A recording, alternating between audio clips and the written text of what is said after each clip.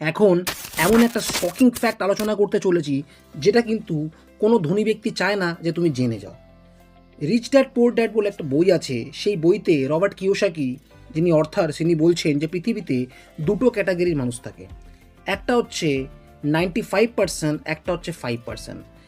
এই 95% মানুষ কি হয়, এরা সারা জীবন ধরে শুধু একটাই চেষ্টা করে যে কি করে খাদ্য বস্ত্র বাসস্থান অর্থাৎ বেসিক নিড কি করে পূরণ করবে।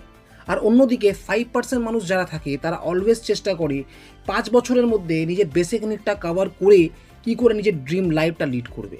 এর জন্য একটাই জিনিস দেখা যায় যে দিনের পর দিন গরিব আরও গরিব হচ্ছে আর বড়লোক আরও বড়লোক হচ্ছে, কারণ 95% মানুষ আজকে পৃথিবীতে শুধুমাত্র খাদ্য বস্ত্র বাসস্থান এর পিছনে দৌড়াচ্ছে, বাট অনলি 5% মানুষ তার ড্রিমকে ফলো করছে, স্বপ্নকে ফলো করছে, দ্যাটস ওয়াই তার এগিয়ে যাচ্ছে।